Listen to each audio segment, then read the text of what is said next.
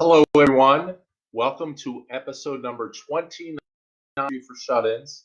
Today, we will discuss the Civil War in early and mid 1862, talking about Shiloh, talking about Stonewall Jackson's Shenandoah Valley Campaign, George McClellan's Peninsula Campaign on the drive to Richmond, and the importance of the Battle of Seven Pines in bringing Robert E. Lee to the forefront as commander of the Army of Northern Virginia. So Shiloh takes place following the battles at Forts Henry and Donelson. The commander of Confederate forces in the West, General Albert Sidney Johnston, withdrew from Kentucky, leaving much of western and middle Tennessee to the Federals. Those two Union victories under Grant opened the way for invasion into the Confederate interior. Advancing up the river valleys into central Tennessee and Mississippi, Union armies could sever Confederate railroads, preventing reinforcements between Confederate armies in Virginia and those in the West, effectively splitting the Confederacy in two. To consolidate his forces and prepare for operations against Grant, Johnston marshaled his forces at Corinth, Mississippi, a major railroad junction where the East-West Memphis and Charleston Railroad met with the North-South Mobile and Ohio Railroad. Remember the importance that railroads and rivers play in the Civil War in moving men and material. The Confederate retreat was welcomed by Grant, whose Army of the Tennessee would need time to prepare for its own offensive up the Tennessee River. Grant's army camped at Pittsburg Landing, 22 miles north of Corinth, where it spent time drilling recruits and awaiting Major General Don Carlos Buell's Army of the Ohio. Grant was ordered not to engage the Confederates until he had been reinforced by Buell's army marching overland from Nashville to meet him. Once combined, they would advance south on Corinth.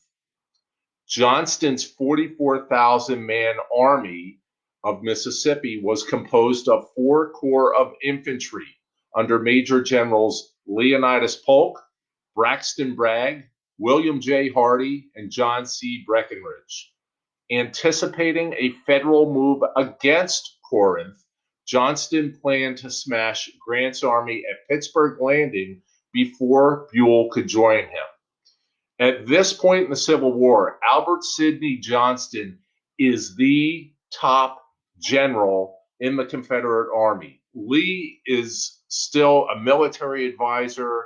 He is not even commander of the Army of Northern Virginia. Albert Sidney Johnston is the bee's knees for the Confederacy at this point. So, Johnston places his troops in motion on April 3rd, 1862, but heavy rains delayed his attack. By nightfall on April 5th, his army was deployed for battle 4 miles southwest of Pittsburg Landing. Pickets from both sides nervously exchanged gunfire in the dense woods that evening. At daybreak on Sunday, April 6th, 3 corps of Confederate infantry stormed out of the woods and swept into the southernmost Federal camps of Brigadier General Benjamin M. Prentice's division. Most of the men were unprepared for the onslaught. Brigadier General William Tecumseh Sherman, a name that we're going to discuss a lot moving forward. He is the senior division commander at Pittsburg Landing, while Grant is downriver at his headquarters.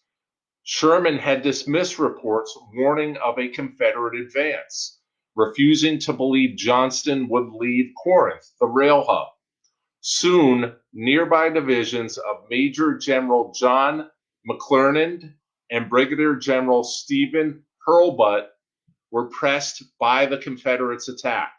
Intense fighting circled around Shiloh Church as the Confederates swept Sherman's line from the area.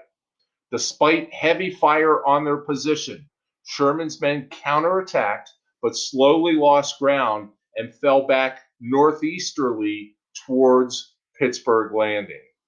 Near the center of the Union line was Farmer Joseph Duncan's field, adjacent to a thick grove of oak trees and dense underbrush bordered by a farm lane.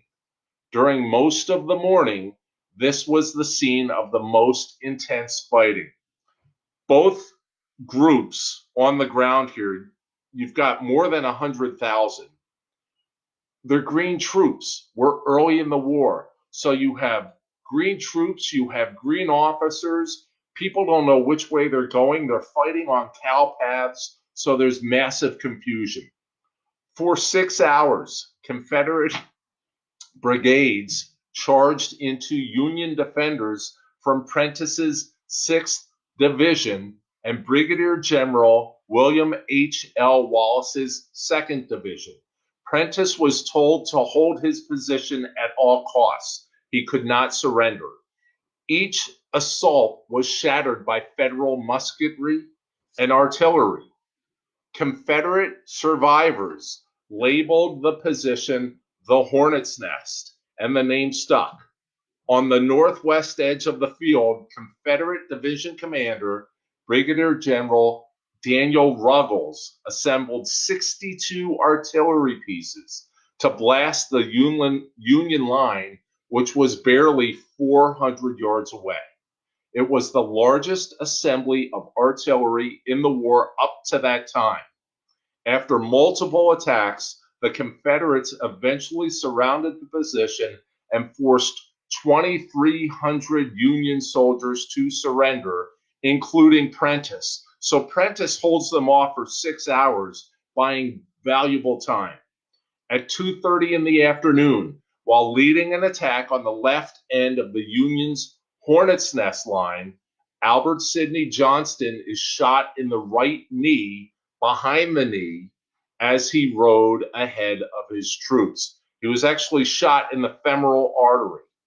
Initially, he thought the wound was minor, possibly due to nerve damage suffered to his leg from an 1837 duel. The bullet had severed the femoral artery, and blood was pouring into his boot. By the time the severity of the injury was realized, little could be done. Johnston was laid on the ground under a tree and bled to death. Johnston's physician at the time had been sent by Johnston to take care of some Federal wounded. All that was needed to save Johnston at the time was a tourniquet, but none of his men knew this. General P.G.T. Beauregard, who had been sent west to support Johnston, was notified that he was the new Confederate commander. Later in the day, believing that the Confederates had been victorious, Beauregard called a halt to the attacks as darkness was approaching. Late in the afternoon, after the collapse of the Hornets' Nest, the Confederates continued to move forward all along their line. Hurlbut advanced his division to bolster the Union left. Hurlbut posted his brigades on a farm with a peach orchard where the open terrain provided clear fields of fire for artillery. Division Commander W.H.L. Wallace went down nearby with a fatal wound. By 5 in the afternoon, the outnumbered Union army was on the brink of disaster, with thousands of frightened soldiers crowded around Pittsburg Landing. That's on the river. They're looking for a boat to get out of Dodge. Undeterred, Grant ordered forward Major General Lew Wallace's reserve 3rd Division from downriver near Crump's Landing. Due to a series of delays, Wallace would not arrive in time to form a counterattack. On the night of April 5th, the first units of Buell's Army of the Ohio began to arrive from Nashville. Grant, unaware of the Confederates' activity nearby, ordered Buell's troops to remain on the east side of the river, protected by Union gunboats, rather than cross immediately. The remainder of Buell's army was still a day's march away. As attacks on Grant's army unfolded, Brigadier General William Bull Nelson, commanding Buell's 4th Division, arrived at Pittsburg Landing about 5 p.m. Only a handful of Nelson's regiments landed at the river in time to become engaged on April 6th, but Buell's arrival provided a major morale boost to Grant's battered army.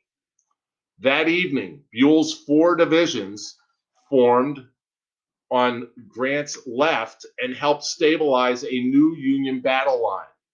Confident that his army was not completely routed, Grant ordered a new defensive line built along a low ridge stretching west from Pittsburg Landing to Owl Creek. Fortified with more than 50 pieces of heavy artillery, this allowed Grant to hold his line during the night. Finally reinforced by the belated arrival of Wallace's division and the remainder of Buell's Army of the Ohio, Grant had 54,000 men near Pittsburg Landing and outnumbered Beauregard's army of 30,000. Undaunted by the day's events, Grant formed plans to go on the offensive the next morning. This is what Lincoln loved about Grant. This is what the Army liked about Grant. Now, it's early in his career, but when Grant gets to the Eastern Theater and is fighting Lee, if Grant loses a battle, prior to Grant, if a Union commander lost a battle to Lee, the Union Army retreated. Grant was always moving forward. This is what Lincoln loved about Grant. This is what his men loved about Grant. They would not retreat. Later that evening of the 5th, Sherman encountered Grant. Sherman and Grant were tight, best buds. They'd both been through a lot. They had both been forced to retire from the Army. When the war first started, Sherman said this is going to be a war of conquest. This is not going to be a 90-day war. People thought he was crazy and they threw him in a sanitarium. Well, once they realized that Sherman was right, they got him back on the battlefield quickly. Sherman sees Grant, and aware that he was caught unprepared during the morning attack, Sherman says to Grant, "Well, Grant, we've had the devil's own day, haven't we?" Unquote. Grant, smoking a cigar, says, quote, "Yes, lick 'em tomorrow, though," unquote. And that is Grant in a nutshell. So, next day, Nelson's division of Buell's army launched their attack at 6 a.m. on the 7th of April, followed by the rest of the combined Union armies. Lew Wallace's 3rd Division joined in the attack from the Union right. Beauregard immediately ordered a counterattack. Though his force was initially successful, Union resistance stiffened, and the Confederates were compelled to fall back and regroup all along their line. Beauregard ordered a second counterattack, which halted the Federals' advance but ultimately ended in stalemate. The timberclads USS Tyler and USS Lexington provided naval artillery support to Grant's left from the Tennessee River. Around 3 p.m., Beauregard realized he was outnumbered and, having already suffered tremendous casualties, broke contact with Grant and retreated toward Corinth. On April 8th, Grant dispatched Sherman and Brigadier General Thomas J. Wood to gauge the Confederates' position. At a crossroads called Fallen Timbers, 6 miles south of the battlefield, they encountered rebel cavalry under Colonel Nathan Bedford Forrest. In his first encounter with Sherman, Forrest charged into the Yankees ahead of his own troops, firing his pistols as he rode. He was surrounded by Federal infantry and actually shot at point-blank range, the force of the shot lifting him out of the saddle. Forrest, however, escapes. Forrest then required intensive surgery to remove a bullet that had narrowly missed both his hip and spine, but his aggression paid off. Federal forces fled in the direction of Pittsburg Landing, allowing the Confederates to escape, effectively ending the campaign.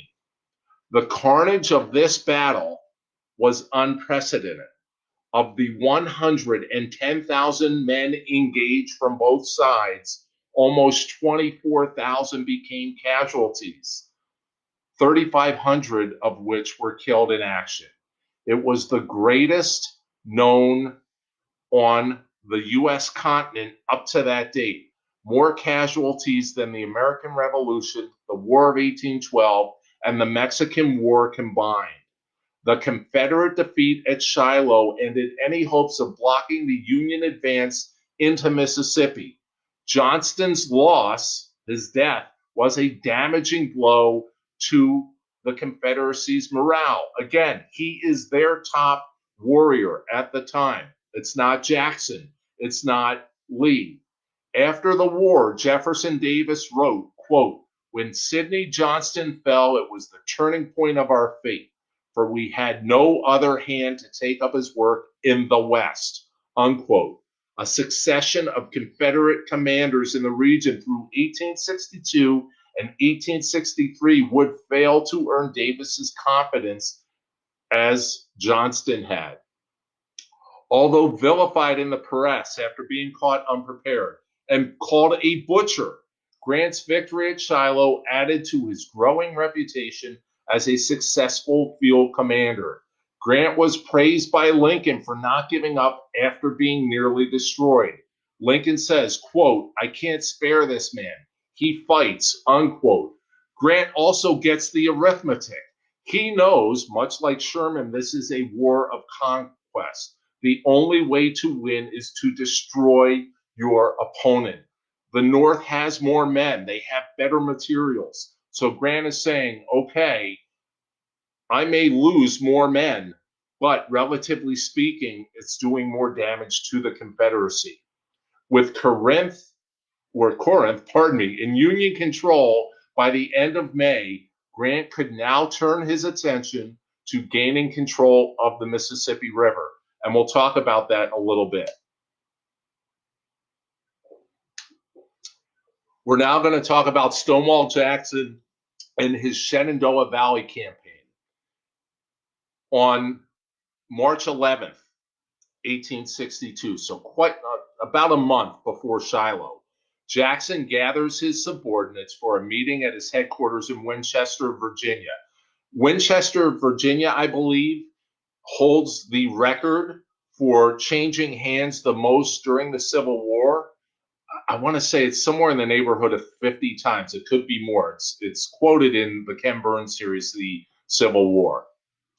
Over the course of the previous several days, a sizable Union army of 35,000, commanded by Major General Nathaniel P. Banks, had moved closer to Winchester's outposts. Although Jackson only had 3,500 in his command, he was determined to not let Winchester go without a fight.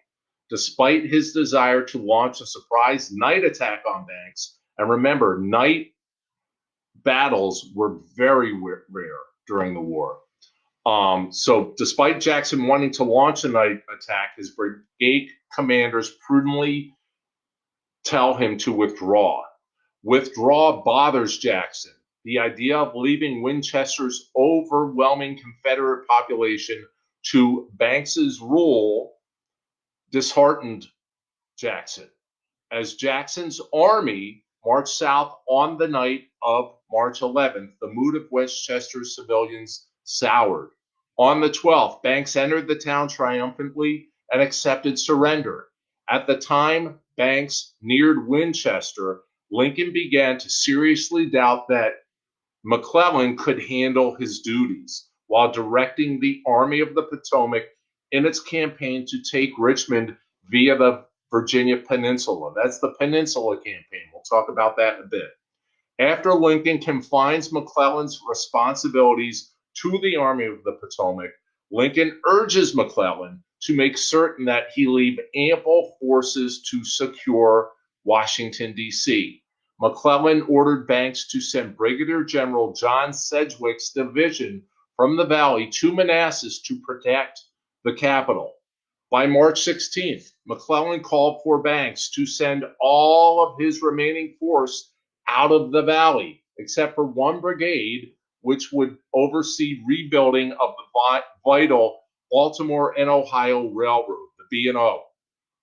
At the time, Banks did not know Jackson's precise location, overall strength, his ability to be reinforced, or his strategic objectives. With so much uncertainty, Banks ordered Brigadier General James Shields to lead a reconnaissance mission towards Strasburg. Shields led his division south on the 18th of March, and although he engaged the Confederate cavalry commanded by Colonel Turner Ashby south of Middletown, he concluded Jackson posed no major threat. Knowing this, Banks ordered Brigadier General Alpheus Williams's division out of the valley to protect Washington, D.C. So Banks is shedding men. He outnumbers Jackson 10-1, and he's shedding men because he's getting info that Jackson isn't a threat. While the bulk of Banks' army marched out of the valley, the anxiety of Joseph E. Johnston grew as he withdrew his command from Manassas to Richmond. Fearful that Banks' troops would support McClellan's operations against Richmond, Johnston sent a note to Stonewall Jackson that urged him to do all he could to prevent any more Union forces from leaving the valley. With that directive, Jackson's role in the Shenandoah Valley had been defined. Utilize the region as a diversionary theater of war to protect Richmond. The other reason the Shenandoah Valley was so important, we talked about this yesterday, all of the farms, all of the food, all of the supplies and material that could be garnered from it. On the morning of the 22nd of March, Jackson's army marched north from their camps around Mount Jackson, ironically enough, while Ashby's cavalry hurried to Winchester. As the Confederates entered Newtown, a young boy tells them that all Union forces had evacuated Winchester, information that the Confederates soon learned was not entirely accurate. As the Confederates neared Winchester's southern outskirts, they encountered pickets from Shields's division, the only remaining portion of Banks' command. Although a Confederate artillery fragment fractured Shields' left arm, Ashby's command could not break the line. Despite defeat, Ashby believed his operation gathered important information about Union troop strength. Several citizens told Ashby that Shields made preparations for a complete withdrawal and that a few regiments remained. Ashby sent several scouts into Winchester after the skirmish, and they confirmed the information. Ashby quickly relayed the intelligence, which later proved incorrect, to Jackson. With word of a Union withdrawal to the east and Johnson's directive, Jackson knew he needed to strike the following day. Regardless of military necessity, Jackson grappled with a personal issue.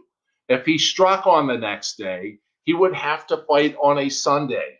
Jackson was a zealot, for lack of a better term. He was very, very religious. And for instance, Jackson would not write a letter or mail a letter if he knew it would be en route on a Sunday. However, many of Jackson's battles are actually fought on a Sunday. So as Jackson pushes north, the Union command structure changes. With Shields wounded, battlefield command turned over to Colonel Nathan Kimball. Shields advised Kimball to move two of the division's 3 brigades south to Kernstown to secure all of the possible approaches that Jackson could take to Winchester.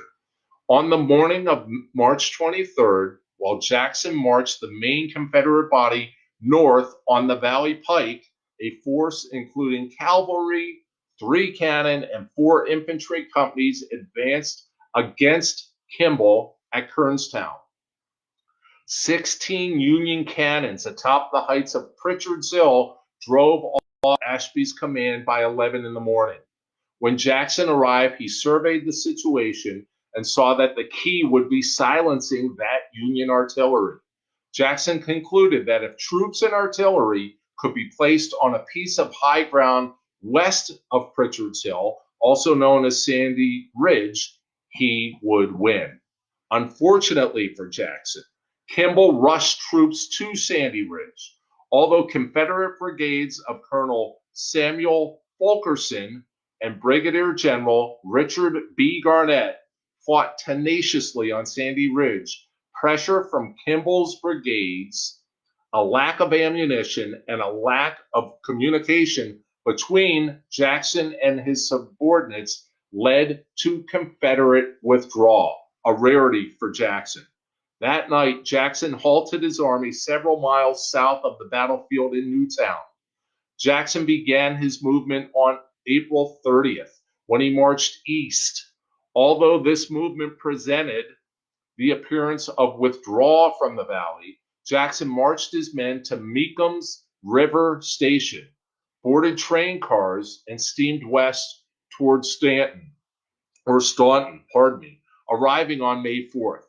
From there, he marched west and on May 8th engaged and beat the brigades of Milroy and Brigadier General Robert Schenck at McDowell. Despite the small engagement, the success buoys Confederates' spirits. With the immediate threat from Fremont eliminated, Jackson returns to the valley and focused on Banks. After linking up with Ewell's division near Luray on the 1st of May, Jackson's army, now 17,000 men, remember he started with about 3,500, so his army of 17,000 marches north through the Luray Valley to strike Banks' strategic left flank at Front Royal, an important depot, again, another rail depot. It's along the Manassas Gap Railroad, which was the Union supply lifeline. By mid-May, Banks's army, diminished by the War Department's redirection of troops from the valley to support McClellan on the peninsula and in D.C., was less than 10,000. Remember, he started with 35,000. His defensive line stretched from Strasburg east to Front Royal, more than 10 miles. At Front Royal, a place he deemed an indefensible position, Banks placed 1,000 men under Colonel John R. Kenly. On the 23rd of May, Kenly's command was the first portion of Banks' army to feel Jackson's wrath. When Kenly learned of the approaching Confederates, he knew he stood no chance, but hoped that he might delay the Confederates long enough to get Union supplies out of Front Royal. More importantly, Kenly hoped to prevent Jackson from moving west and cutting off Banks' northern retreat route to Winchester. Throughout the 23rd of May, Kenly's small command did all it could to delay Jackson, but the effort halted several miles north of Front Royal at Cedarville. There, Colonel Thomas F. Flournoy's 6th Virginia Cavalry crushed the Federals. Kenly, wounded twice, and 900 of his men were now captives of the Confederacy. With Front Royal now secure, Jackson turned his attention to the west and moved toward the Valley Pike on the 24th of May to cut off Banks' path to Winchester. The Union successfully withdrew to Winchester and established a defensive line south of the town. Banks placed Abrams Creek between his army and the Confederates and anchored both of his flanks on high ground. Despite the advantage of terrain, expectations among Banks and his officer corps were low. They knew they had to fight to buy time for the Union wagon trains to get safely across the Potomac. Jackson launches his assault at 5:40 in the morning on the 25th of May, when Ewell's division struck against Colonel Dudley Donnelly's brigade positioned atop Camp Hill. Unable to break Donnelly's line, Jackson focused on Banks right atop Bowers Hill, turning to the troops of Brigadier General Richard Taylor's Louisiana Brigade. Taylor led a successful flank attack against the Union right and easily rolled up Banks' line. Unable to resist, the Union Army retreated north to Williamsport, Maryland. Not only did Jackson's victory at Winchester lift spirits in Richmond, it emerges as a pivotal point in the campaign, the moment when people begin to truly notice Stonewall Jackson. While the Confederacy praised Jackson, war planners in Washington looked for a way to counter his efforts. With Banks beaten, Lincoln turned to Generals Fremont and Shields to trap Jackson between their converging forces.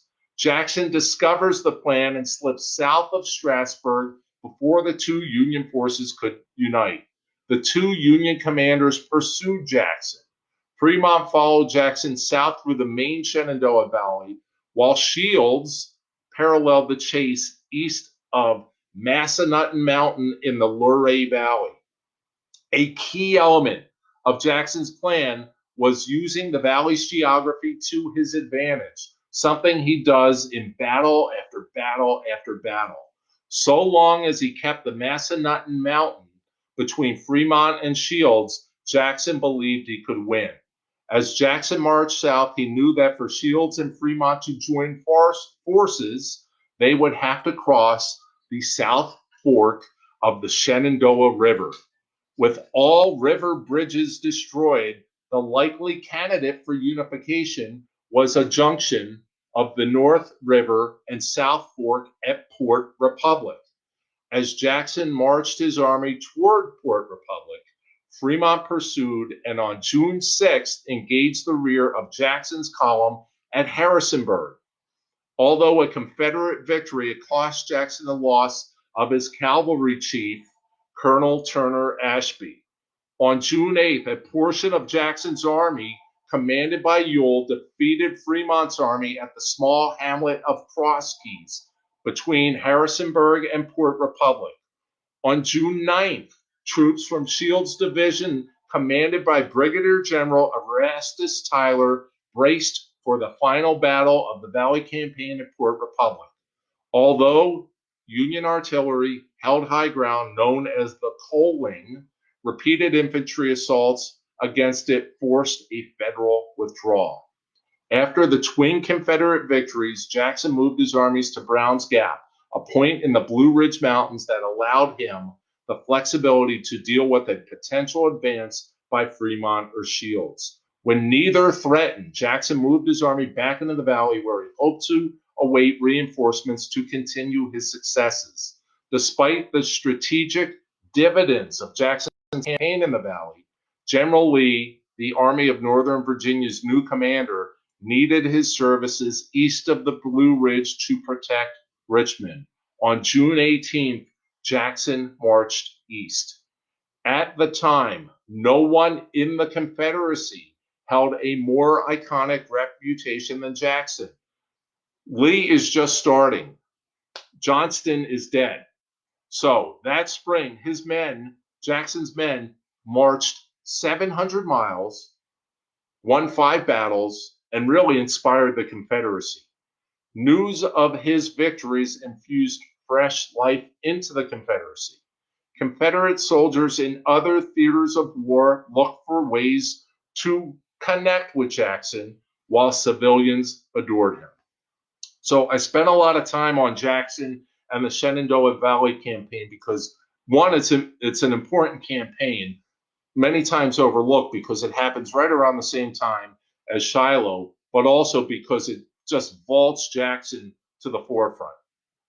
Next, we're going to talk about the Union's campaign to take over parts of the Mississippi River, starting with the Battle of Island Number 10. This takes place February 28th through April 8th, 1862. The fortress at Island 10 protected the Mississippi River as it wound south into the Confederacy. A Union siege, supplemented by firepower from a squadron of gunboats helps to take the island, or the fort, I guess I should say. With the garrison surrender, it marked the first Confederate position lost on the Mississippi River, and it's only going to get worse. On April 16, 1862, the Confederacy passes the Confederate Conscription Act. It states all men 20 to 35 years of age are eligible for 3 years of service. In September of 1862, the age limit is raised to 45. Those who initially signed up in the war for the Confederacy signed up to fight 1 year. Those enlistments are now extended to 3 years. Remember, the South is losing men really from jump that it cannot replace, whereas the Union seems to have an endless supply. And a big reason for that as well is when the Union decides to train and arm African American soldiers. The capture of New Orleans. From the fall of 1861 to the spring of 1862, Union and Confederate navies dueled in the Gulf of Mexico. New Orleans was the Confederacy's largest city, a vital hub of commerce, and had one of the few functioning shipyards available to the Confederates. In April of 1862, Commander David Farragut led a flotilla up the Mississippi River from the Gulf, pummeling river forts around New Orleans while being pummeled in return. After 2 weeks of resistance, Farragut passed the forts and his ships commanded New Orleans. A small force captured New Orleans at the beginning of May. In addition to the damage inflicted by the loss of such an important city, Farragut's actions were a striking demonstration of the military advantages to be gained by steam technology and the ability to travel against a river's current. So big technological advances that the Union is taking advantage of here in the war. The Peninsula Campaign. This takes place April 4th through July 1st, 1862. Because of the pressure and the push to end the war quickly and take Richmond, this campaign, it's an unsuccessful Union effort to capture Richmond by way of the peninsula formed by the York and James Rivers. Following the engagement between the Monitor and the Merrimack at Hampton Roads, Federal supplies and 100,000 troops were disembarked at Fort Monroe under McClellan. McClellan, by the way, the whole time is asking for more men. The first phase of the campaign, during which the North reached the town of White House within striking distance of Richmond, concluded with the Battle of Seven Pines, which we will talk about shortly. The second phase was characterized by 3 weeks of inactivity. The final phase ended triumphantly for Confederate forces who forced withdrawal of the Federal Army of the Potomac after the 7 days battles, which we will talk about tomorrow. So there's one battle which kind of is McClellan in a nutshell, and it's the Battle of Yorktown. Yes, the Yorktown where the British surrendered at the end of the Revolutionary War. Marching from Fort Monroe, McClellan's army encountered Major General John B. Magruder's much smaller Confederate army at Yorktown. Again, McClellan thinks Magruder has more men than he does, than McClellan does. What Magruder does is he has his smaller force march around in circles in a clearing to make it look like he's got this mighty host. Magruder's theatrics convinced McClellan that the Confederate works were strongly held. McClellan suspends the march up the peninsula towards Richmond, orders the construction of siege fortifications, and brought heavy siege guns to the front. In the meantime, Joe Johnston, is bringing reinforcements.